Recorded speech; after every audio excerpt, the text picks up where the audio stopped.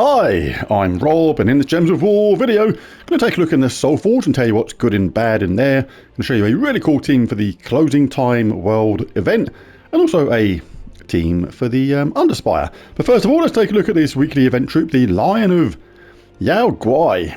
Deals magic-based damage to an enemy, inflicts terror, then create one portal gem for each daemon ally. The traits are allied daemons gain 2 armor, immune to burning and fairy fire, and gains bonus red from red gem matches, which is pretty handy because it uses red itself. But the spell, moderate amount of damage. Terror can be really useful because the enemy can just run off from the battle if they're in last place and can actually mess up the order of the team at the same time anyway. And portal gems, what they do when you destroy or explode them, they can create a summon for your team if you've lost any troops. So pretty handy. So this is more of a useful troop if you're a newer player to the game, where you don't have as much life and armor as more experienced players because they've gained more stats in the game. So definitely a handy troop if you're newer to the game. Definitely worth picking up and get this all the way to level 20 if you can. Certainly worth it. So not so great for an experienced player, but pretty handy if you're a newer player, I would suggest. So I'm going to give that an all-round okay 6 out of 10. Anyway, we've already done the first week of 2025, already a week into the year. That's gone by really fast, but I did think this was going to be a bit of an odd year anyway, but it's okay because next year we'll get even. Right, and with that, we'll jump into the Soulforge. Let's see what we've got going on. Right, let's take a look at the weapons first. Not going to go over all the ones that are here all the time. They're in my Soulforge extra video. I'll put a link to that in the description below. And first up we have a light staff. So much better than a heavy staff. Deals magic based damage to an enemy. They deals double damage if there's a light storm and create a light storm. Not a bad weapon. This can do that double damage, which is pretty nice, and the light storm was going to help it get charged up quicker because that is yellow. And the upgrades aren't bad either, like enchanting. Means it gets enchanted as soon as you cast it, and peaceful will silence the first enemy, so not too bad. Ooh, Doomed Libram. One of the absolute best doomed weapons. Utterly essential, I would say. Deals magic-based scatter damage with a +4 per tempering level boost, so it doesn't seem like it does that much damage, but it's the create a mix of 6 green and skulls for every green enemy, which makes it stand out. Then give 3 magic to all allies. If the enemy has a doom, give 5 more. Not too worried about that bit. That's a bonus if they happen to have a doom, but against an all-green team, that can be absolutely lethal. And the upgrades are the icing on the cake as well. Tangling. When you cast this, you're going to entangle the first enemy, so even if those skulls somehow miss their first, you should be safe from skull retaliation unless they're immune to entangle. And it even adds leaf as part of its upgrade, which is leaf storm, which is green, so it gets charged up even quicker. Absolutely a fantastic weapon. Utterly essential, I would say. Hook sword. Let's take a look. Deal damage to an enemy boosted by Shentang allies. Then create a mix of 6 red and yellow gems for each Shentang ally. Uses purple and brown, creates red and yellow, so make sure at least a couple of those Shentang allies use red or yellow, or both, to make the most of all that juicy mana. Sky Hero destroys a column for every yellow gem destroyed. Create red gems. Create 4 red gems. So a bit of a funny weapon in a way, because you need a lot of yellow on the board to create a lot of red, and then the red, by nature of the spell, is going to overwrite some of the yellow and make it a bit tricky to use. But when it works well, it can generate an absolute shed load of red. The Hammer of Shentang. Remove all yellow gems with no effect, just take them away like they didn't exist. Then deal magic-based damage to an enemy boosted by gems removed. If the enemy is from Shentang or if the battle is in Shentang, deal double damage. So the kind of anti-Shentang weapon in a way, because yellow is the colour they tend to like the most. Cobaltine Wand, good one this, do like this. Do like the explodey summony weapons. Explode, magic +1 red gems. Grant a random status effect to all Shentang allies. Then summon a Shentang troop. So lots of mana gen, status effects, and a summon. Very nice indeed. Wand of Stars isn't in my Soulforge extra video, but if you can afford the resources, just draft it. It's still great. Create 6 elemental stars, bless all allies, or create 7 umbral stars and curse all enemies. So the option of the bless all the curse is absolutely fantastic while getting all that mana at the same time. It can backfire, but it doesn't often, so certainly absolutely worth getting. Still one of the... This is the best weapon in the game. It just is. Absolutely great stuff. What else have we got? Any more? Oh, we have a Pandaskian wand at the bottom, or a panda skiing wand. Now I have visions of a panda skiing in my brain. They explode magic +1 brown gems, grant a random status effect to all Urska allies, then summon a Urska troop. So another nice explodey summony weapon. But yep, always worth getting them. But unmissable this week, I would absolutely say, is the Doomed Libram. Absolutely fantastic. Absolutely essential, I would say. Right, onto the troop sets, take a look. As ever, always go through these summoning stones, see if there's any goblins in there, the ones that have extra turns, ones that are empowered, that start off with full mana. Always worth picking up. And any decent troops in general, sort of thing, like Bog Strider, really good. Destroy magic +1 gems and entangle a random enemy is decent, but inflicting tangle when doing skull damage, as well as getting reduced damage from skulls by 33% is very, very good indeed. Firebomb is in that little lot there. A few more there, nothing too fantastic though. Ooh, a couple of good ones here. We've got a goblin here, look. Grab that. We'll grab these summoning stones, see if you get lucky. Creates green gems, gives life to a random ally and gains the traditional goblin extra turn. And skeleton has an extra turn as well, and definitely worth picking up. Love skeleton. Creates 7 skulls, gain magic +2 armor, and gain an extra turn. So really cool. Even if you create those skulls and they don't align, you've got an extra turn to make it so. Very, very handy indeed. Angry mob. Oh, we have Centurion. This is absolutely essential. Probably the best glory troop we've ever had. Balder is the other one that stands out right now as the best ever, but Centurion for me is the best ever. There's a 10% chance to devour a random enemy with a +10% chance for each wild card, then convert all skulls to ×2 wild cards. This pairs so unbelievably well with Zul'Goth. It is just absolutely ridiculous. Even if you haven't got Zul'Goth yet, or if you think you've just started the game, you're miles away from getting Zul'Goth. What's the point of getting this now? Get it now anyway, because you'd be surprised how quickly you can get Zul'Goth with a little bit of luck, with the way these orbs of power can just pop up now and again. So definitely get Centurion, or get the summoning stones opened to get a chance of getting it at least. Right, let's go to the bottom and take a look at the mythics first. Dragon Lord Luther is still there as ever. The first new one is Morthani's Darkness. Very, very good this. I do like a bit of Morthani's Darkness. Steals life from 4 random enemies. So because you're stealing life, that's the same as doing true damage, but you're not just doing that true damage, you're taking it from them and adding it to your own, which makes her super tanky. And summon Morthani's Will. Also creates an Uber Doom Skull when my turn begins with that 3rd trait, and has Undying as well as some extra souls from Necromancy. Morthani's Darkness is absolutely great. Do like her a lot. Scorpio. Nowhere near as good as his brother or his mate, Scorpius. Deals what looks like an okay amount of true damage to an enemy, but it's not that great in reality, and inflicts poison and 3 stacks of bleed on them. If they're already poisoned, there's a 50% chance to kill them. The traits are poison enemies when doing skull damage, reduce damage from skulls by 30%, and give 4 attack to all green allies when matching green gems. So, it's just not that great. Compared to Scorpius, if an enemy is poisoned, the damage it does is lethal. This is only 50% chance to kill them, and it's like, yeah, it's just nowhere near as good. So, yeah, I'm disappointed with that one. That was my star sign one, and I was kind of hoping it was going to be decent, but it wasn't. It's not that great at all. So Firax is the dragon on rotation this week. It's a gem dragon.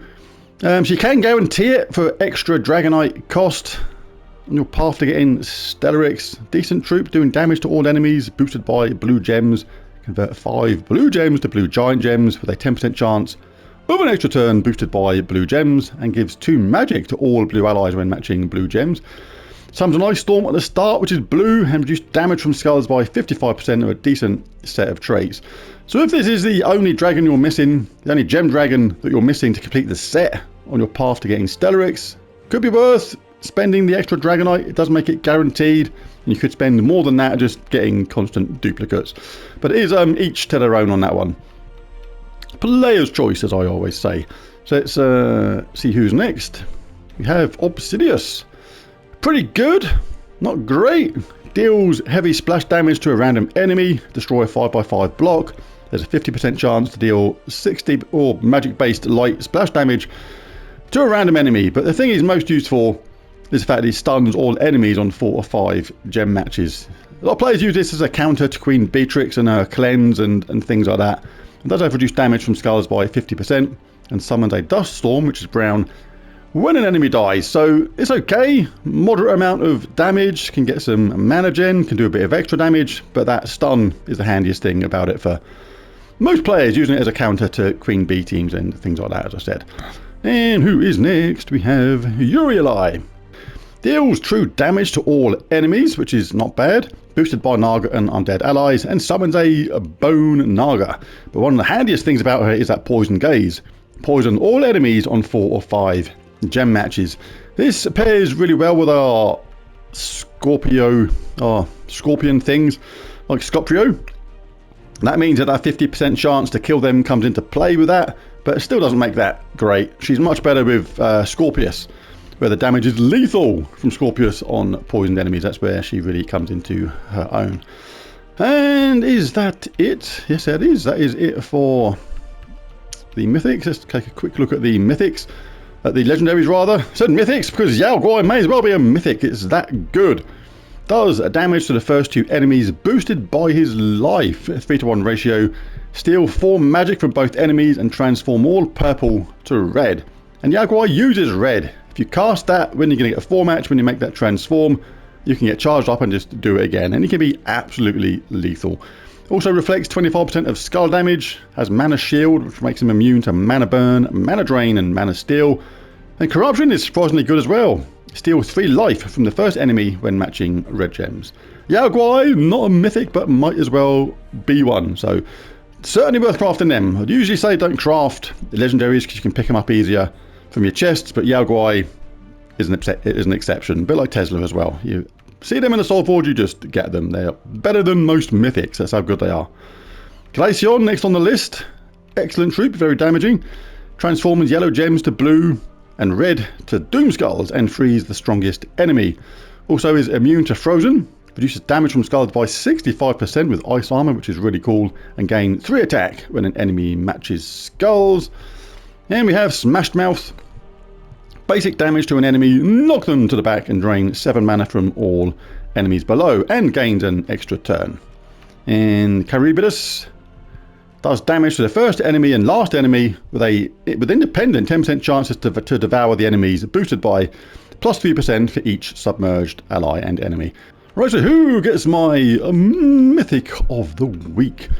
Yuri, it's not going to be her. She's okay, but works best with those scorpion friends to make her most effective, get the most out of her benefits. Obsidius is good, does a bit of everything, some okay damage, some mana gen, but most useful for that stun all enemies on 4 or 5 gem matches when countering certain troops like Queen Bee. And we have Scorpio, that's not good enough, full stop. So that leaves Morthani's Darkness, stealing life from 4 random enemies and summon Morthani's Will. So it's really good. That effective true damage while giving it to yourself is really, really cool, and as a summon at the same time. And creating Uber Doomskull when my turn begins makes her viable for other teams at the same time. Those ones that create skulls per turn, like the Great Worm creates 2 normal skulls per turn. The Eye of Arges creates 2 Doom Skulls per turn. So if you've only got 1 of each of these and you put her in the team at the same time, that's 5 skulls you're going to be getting every single turn rather. Stick Web Spinner to the top and you've got a lethal team there, creating just skulls and triple damage for fun. So Morthani's Darkness gets my Mythic of the Week.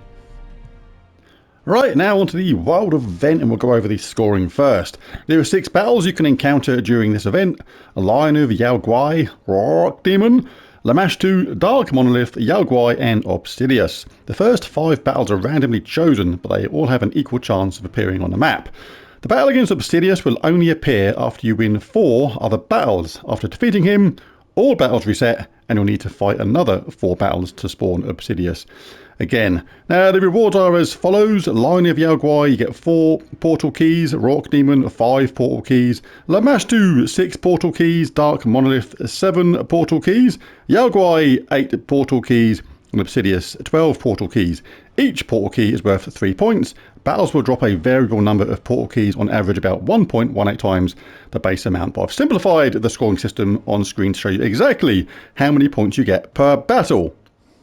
So first things first, we'll pop to the shop and make sure you grab your rewards first actually as well, because really important, because you pick up the token of summoning during this, you're going to get a whopping 160% spell damage for all troops in the current event. Important to grab those straight away because your guild would have started this already, and as such you can gain the benefits of those medals absolutely straight away.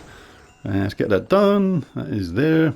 Well, let's pop to the shop and grab the required tiers. At tier 1, you get the rather useful potion of enchantment. Enchants all allies at the start of battle. This ensures basically you're going to get the team charged pretty quickly. Tier 2, you get a potion of explosion. Really good as well. Combines fantastically with a potion of enchantment. Explodes 4 gems at the start of battle for this event only. And so on. So grab whichever tiers you like. I'm going to just grab the juicy big one. Why not? Help out our guild. Right, so there we go. We've got some of them. We're going to evolve these into medals. And it's a bit nuts because these medals can combine actually. You can actually stack them. A lot of people don't think you can stack them, but you absolutely can. So let's go into there. Let us swap out that for our medal of summoning. Oh, there it is over there. In fact, I've got 2 of them, so I'll have to change that. I can't have that there. It has to be even looking and nice. And you can even put the badge in the middle and pick up that extra 40% as well. So you get a huge amount of damage from doing it this way. Let's pop back into the event. Well, now onto the team. Dark Monolith is the most points from this battle. And I was going to go along with Cobalt Team Wand 2 times Yao Guai and Tulio at first, because that's actually a really good mix. If we go down to Tulio, whatever her name is. Choose a colour, enchant all allies of that colour, and give 6 mana to them boosted by gems of that colour.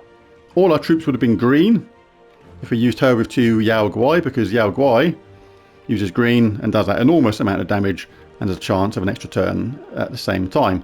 But I kind of realised I don't really need Yao Guai. As great as Yao Guai is, with this team here, you don't really need him. This is going to absolutely blitz through. If you use the Cobaltine Wand, explodes magic +1 red gems, grant a random status effect to all Shentang allies, then summon a Shentang troop. Always good to have that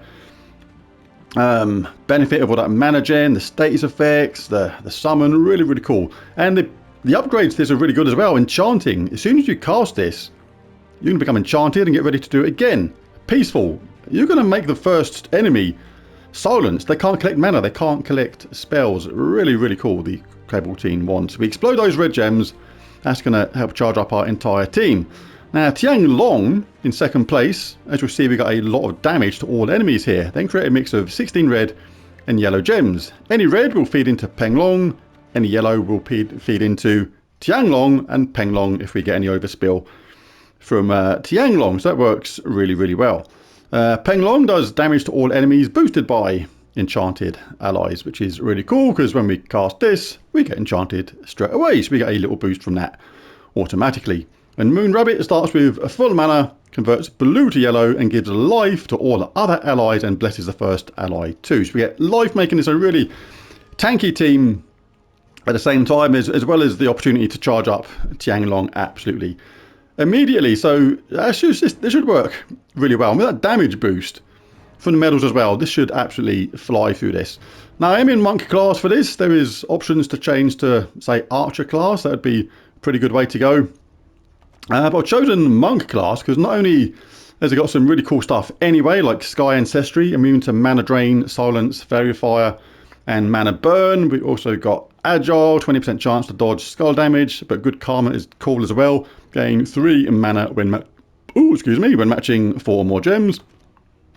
And the talent trees, we can have stuff like impact Or you could have snap freeze, whichever one you fancy there. Purification, fast healing, watery binding. We don't collect brown, but we may get some brown matches automatically. We can have deluge if you want to do that, or we can even have healing herb. It's player's choice there. Nature's will, gain bonus green from green matches, and fortitude. So with that Sky Ancestry, we're actually immune to a heck of a lot of status effects. Now, one of the reasons I chose this was because we get a good amount of bonuses from this, because we've got 4 unique Shantang troops, so we get that plus 12 magic, plus 12 life. But if you've got your Kingdom team bonus up, you get a whopping amount of stats. An extra 6 attack, another 42 life, and 18 armor. Absolutely huge. If you go to a different class, for example, where am I going? If you go to Archer class, for example, which is the other good class to go with this, 15% chance for skull damage to be lethal, start battles with 50% mana. Really cool. And you can have all this other stuff, like Root Trap is a really good way to go as well. Get Nature's Aura, start a Leaf Storm at the start. So that is a nice way to go as well. But you do actually lose a little bit from that. Because on the bonuses, we've only got 3 unique Shantang troops now. So you don't get those big bonuses like we used to. But hey, we'll try it in a monk class and see how it goes. Let's go back to monk. Gone past it, got carried away with my clicking. Well, the Mash 2 is the next best troop here to bash up or fight. So you can look for this straight away, converting blue to yellow if you got it like that. There we go, charged up absolutely straight away. And job done. Really good if you get a nice blue to yellow conversion immediately. And I Mash 2 again.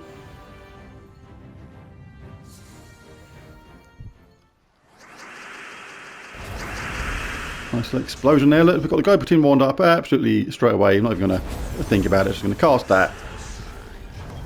By far damage to all troops are up. Whichever one you fancy. Early stages they're going to be doing plenty of damage to wipe out the enemy in a single cast. And we'll Mash 2 again. Just do this one, then we'll jump forward a little bit. No need to show these early stages. We've got that nice conversion again. You can see how easy this is going to be. Absolutely nuts. Crazy quick. Crazy easy. Right, I'm just going to do a few more battles because this is really, really insanely easy with this team. Really, really cool. Those 4 matches really helping out on that monk class when you get the power. Good karma, whatever it's called. Even if they get summoned, they just blitzed out of it. See you later. Team gets charged up so fast, nuts. Very good. On to the next. Look out for that blue to yellow at the beginning. Yeah, you don't always need it. Like if we haven't got anything there, we can just collect yellow for our damage deal absolutely straight away and knock them all out of it. And Peng Long was ready to rock and roll at the same time. You may look angry, mate, but believe me, you have not got a chance. Got a snowball in hell's chance, if you're lucky. No blue to yellow, really, so we can get our explodey weapon up and charge up the team and finish them off. Simple as that. Really, really cool. Come on, whoops. Make sure we're getting the right one. The Mash 2 is better than the others.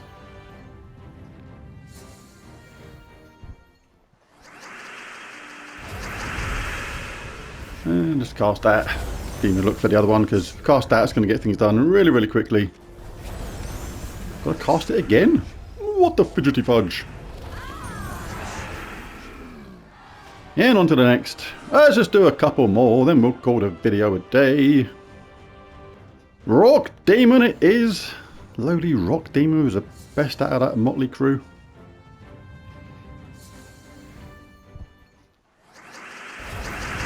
A little explosion to take place. Got the weapon charged up. This has got our bottom troop charged up, or a bottom damage dealer anyway, and job done. Let's just do one more because that was way too easy. Can't end on something like that.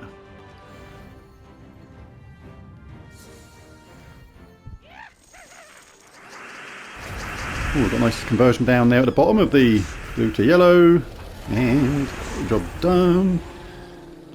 Okay. It's just so easy. Right, let's just it's giving us all these rubbishy ones all the time. Want to end it on a half decent battle.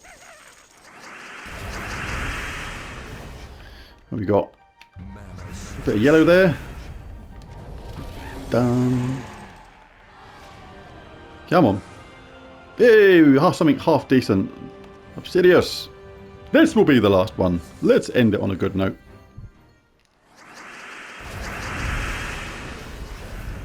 We got blue to yellow. We got purple. Oh, just grab purple then. I don't care. Same difference. Right now, on to the Underspire team. First things first though, remember to swap that medal set away from the Wild event set. Don't want to use them medals, they're no good for the Underspire.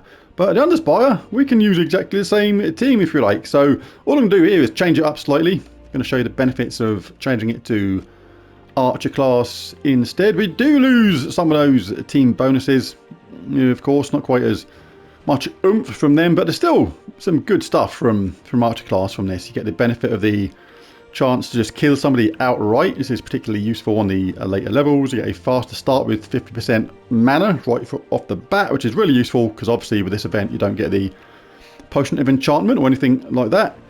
And we can have some stuff like Root Trap. Being safer from the start is nice. Nature's Aura. Create a Leaf Storm, but the battle is green. All green allies gain 5 armor. Again, really good. And we can have a little bit of Dodgy McDodge at the same time. So let's jump into a couple of battles with this, show how it works. You'll be familiar with it anyway because of the world event. That's another advantage of having pretty much the same team.